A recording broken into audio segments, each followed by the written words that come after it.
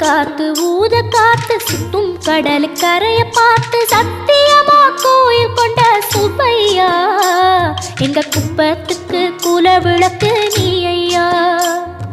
வாட காத்து வீச பார்த்து அலையை எதிர்த்து வலைய போட்டு மீன் பிடிக்கும் தொழில் நடக்குது முத்தையா. கரை மீண்டு வர காவல் உந்தன் வேலையா.